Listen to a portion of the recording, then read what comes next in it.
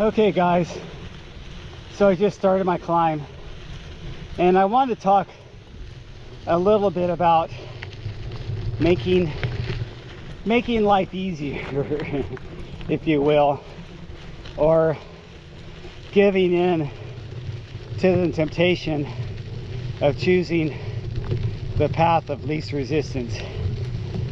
So I started riding this bike trail almost 30 years ago, and the first time I rode up here, it killed me. I said, how do people do this trail on a bike? It seems like you could hike up it, but it seems too freaking steep to ride a bike. I was riding the 26-inch wheel Gary Fisher Kaitai, rigid. I think it was a 3x9, 3x8, maybe even a 3x7. I can't exactly remember. The Shimano SLX or Dior. It was one of the lower group sets, and it still wasn't enough low-end gearing for me to feel like I was even worthy of riding that bike up here.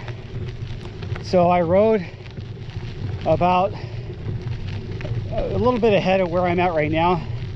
I'll show you the point that I got to, and I said, I'm turning around and going home. I get home, it's so early, it's still like 9:30, 10 o'clock.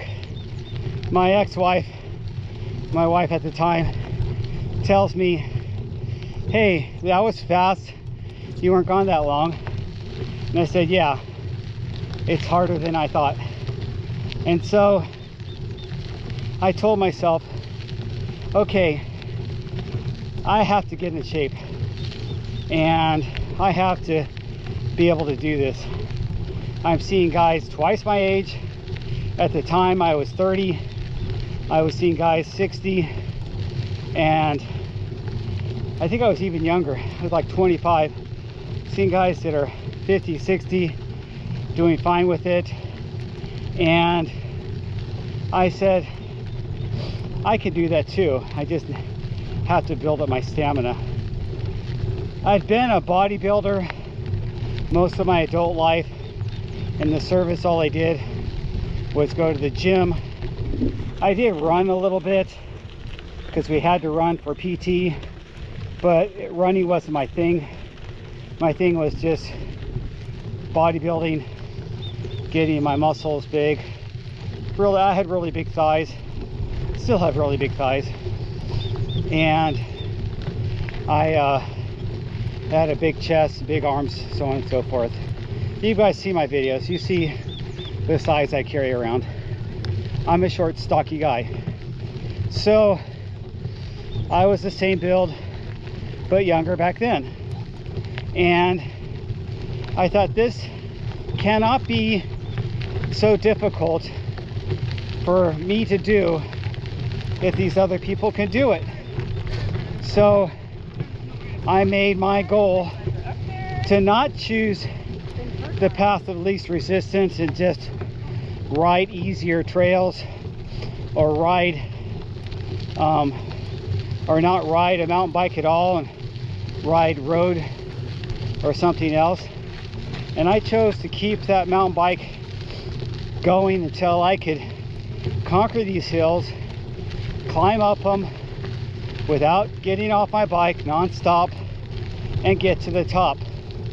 So I made those goals, those incremental goals, because at first I climbed up to the saddle, then I climbed up to the top, then I climbed continuously to the top, all the way from a bike ride starting at my house, which is 8 miles away, which is not that far downhill.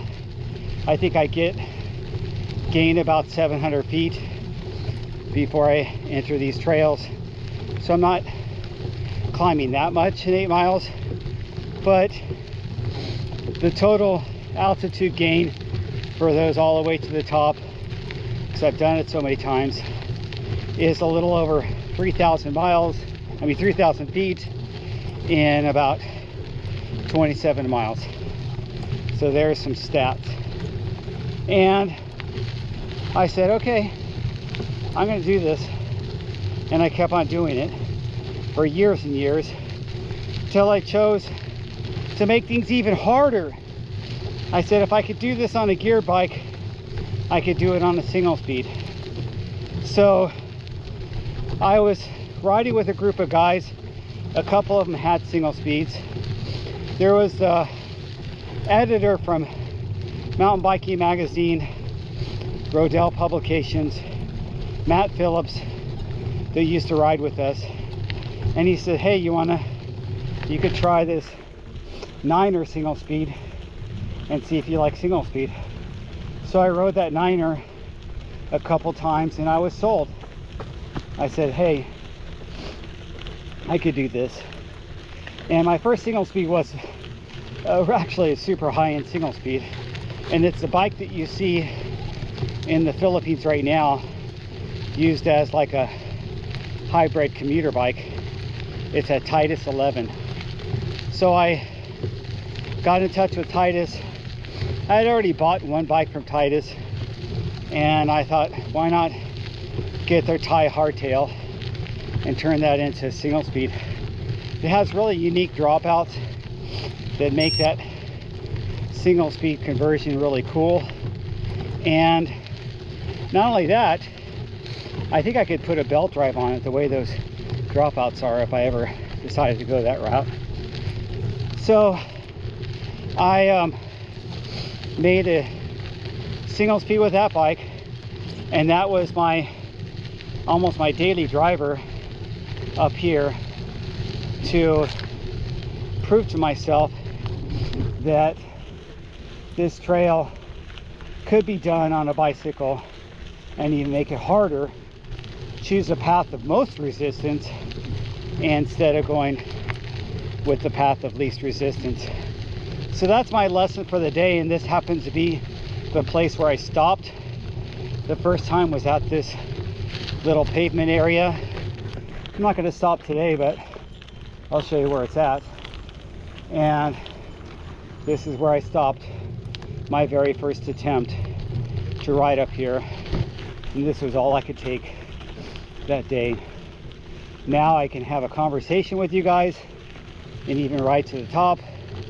I will go to the top non-stop, but I did stop at the bottom when I first got here, so it's not non-stop from my house, but at least non-stop from the trail entrance.